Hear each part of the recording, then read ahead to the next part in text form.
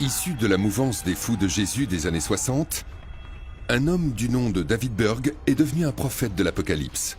Il est le leader de la secte des enfants de Dieu. Les membres se voient comme des sauveurs d'âmes avant le jour du jugement dernier. David Berg se présente comme la seule voie de salut. Ses fidèles doivent obéir à la moindre de ses paroles. Reclus, il fixe les règles dans des lettres et même dans des bandes dessinées. Dans les années 70, le gourou déclare avoir reçu une révélation du Seigneur. Il l'appelle la loi de l'amour.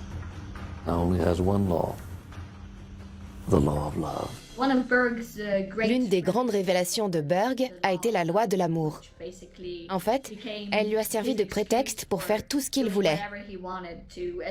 Du moment que c'était fait par amour, ça ne pouvait pas être mal, c'était impossible. C'est ça qui lui permettait de justifier le fait d'avoir des relations sexuelles avec des enfants, d'être polygame et de coucher avec n'importe quel membre de la communauté. Pendant toute notre enfance, le sexe était omniprésent. Pour toutes les activités liées au sexe, il n'y avait absolument aucune limite par rapport aux enfants. On voyait les adultes et nos propres parents coucher ensemble constamment. Ils le faisaient devant nous. Et des membres avaient aussi des rapports avec des enfants. On nous dessinait des scènes érotiques, on nous parlait de sexe. Tout tournait autour de ça. En août 1969, David Berg quitte sa femme, Jane, pour vivre avec sa jeune secrétaire. Elle s'appelle Karen Zerby et elle a 25 ans de moins que lui. Ils vivent en dehors des communautés des enfants de Dieu, mais continuent de les contrôler en utilisant la CB, les livres et les bandes dessinées.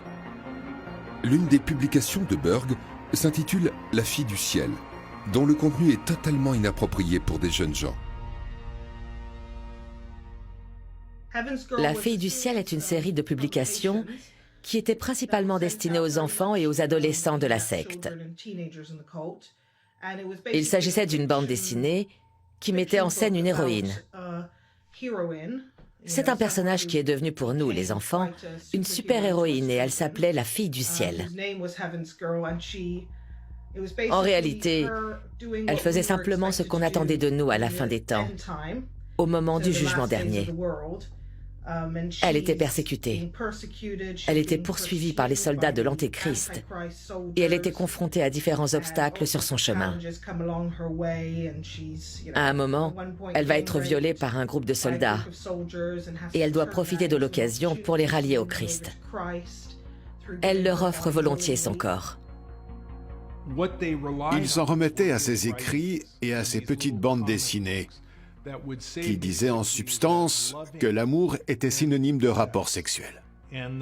Pour eux, aimer les enfants avec l'amour tel que le Christ le concevait voulait dire les sexualiser, et personne ne devait y échapper. Tout le monde devait traiter les enfants de cette façon. En plus de s'adonner à l'échangisme, aux orgies et à la pédophilie, ce prétendu groupe religieux utilise aussi le sexe comme un moyen de recruter de nouveaux adeptes et de gagner de l'argent. Il y avait aussi ce qu'ils appelaient la révolution du FFing, le flirty fishing. Ça consistait tout simplement à envoyer des femmes dans des hôtels ou dans des bars pour qu'elles séduisent des hommes d'affaires, des personnes fortunées qui se trouvaient là-bas sous prétexte de leur parler de Jésus. Mais en fait, il ne s'agissait de rien d'autre que de prostituées qui obtenaient beaucoup d'argent de ces gens. On croyait de tout notre cœur que si des personnes étaient désemparées et qu'on leur offrait un peu de compassion et d'amour pour les soutenir, on leur permettrait d'accueillir la paix, l'amour et Jésus dans leur cœur. C'était la promesse du flirty fishing. David Moïse Berg a imposé le flirty fishing, qui est ensuite devenu les prostituées pour le Christ. On peut considérer ça comme de la prostitution religieuse parce que le groupe, qui était censé suivre une religion, imposait aux femmes de lui rapporter de l'argent en vendant leur corps.